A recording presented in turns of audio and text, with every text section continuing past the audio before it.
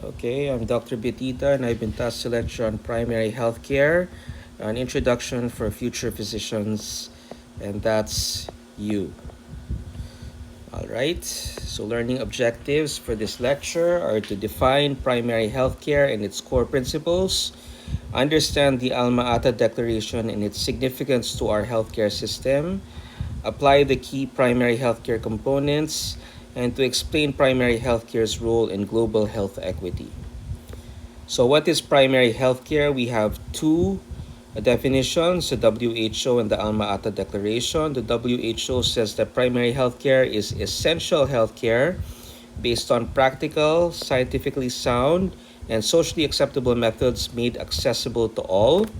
And the Alma Ata Declaration in 1978 says that primary healthcare is essential healthcare based on practical, scientifically sound, and socially acceptable methods made universally acceptable to individuals and families in the community. Historical context, the Alma Ata Declaration, which was in 1978 in the city of Almaty in Kazakhstan. This is the first global commitment to health for all via primary healthcare. Primary healthcare emphasizes equity, community participation, and prevention. Core principles of primary healthcare are as follows: equitable distribution, which reduces disparities in the availment and the distribution of services.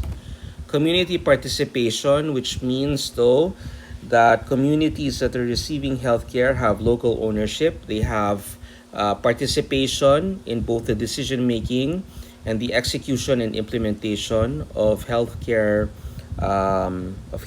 programs. Intersectoral collaboration, which means that this is not just a problem of the health providers, but also responsibility is shared not just by the health providers but also between government units. So, for example, DSWD or the Department of Education or the Department of Transportation as the need arises. So we have health plus education plus housing and the economic sectors. Appropriate technology.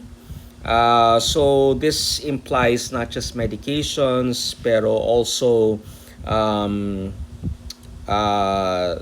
tools that we use in delivering healthcare. Okay, so for example, if a particular group is not amenable towards blood transfusion, then blood transfusion will be off the table because of cultural differences or because of religious sensibilities. All right. And lastly, prevention and promotion. So this would consist of education, vaccinations, and other preventive care methods. All right.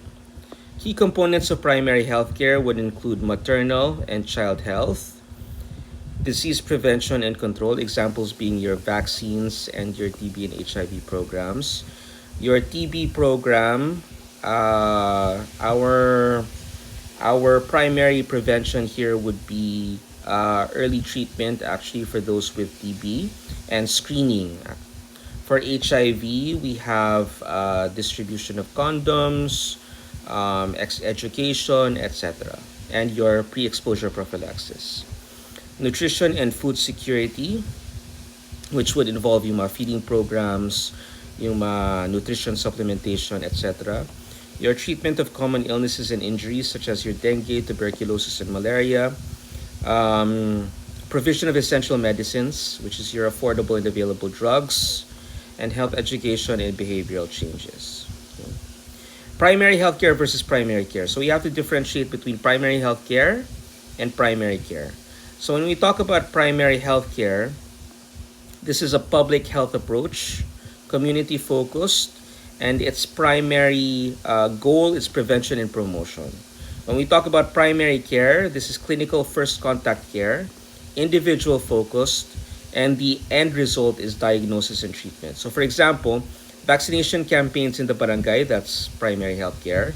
versus treating a case of dengue in the clinic. That's primary care. Or treating a case of a vaccine preventable illness like, say, measles, mumps, and rubella. Ano? Okay, so why does primary healthcare matter? It's because it saves lives.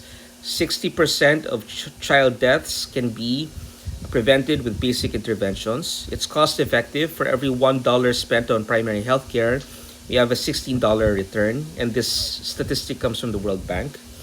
It reduces hospital burden because when we prevent illnesses, syempre hindi na sila magkakasakit, so hindi na sila pupunta sa hospital.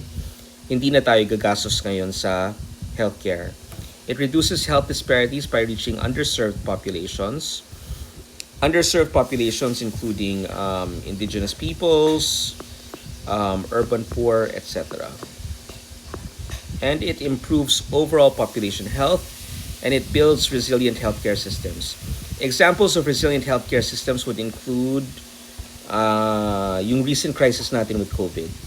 Okay, so this was an emerging pandemic, and naturally we had to respond to it.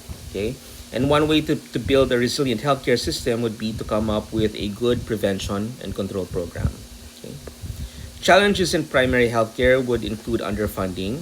So there's very low government investment in, say, rural health or in the barangay health centers, and generally in public health in general. Workforce shortages, there's a lack of doctors in remote areas. Health inequities, that means that the poor access for indigenous and impoverished communities, and fragmented systems. So there's very, very poor coordination between levels of care. Okay. Primary healthcare in the 21st century, we have digital healthcare in the form of telemedicine and mobile health apps, universal health coverage in the form of our universal healthcare law, with primary healthcare as its foundation, your sustainable development goals, sustainable developmental goal number 3, which is health for all by 2030, and strengthening community health programs, of which there are several under the Department of Health. You can look that up on your own.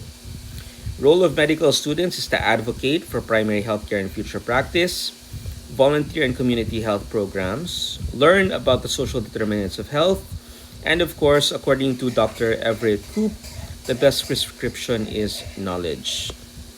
The role of doctors in primary healthcare is primarily as gatekeepers of health because we are the first line in diagnosis and referral.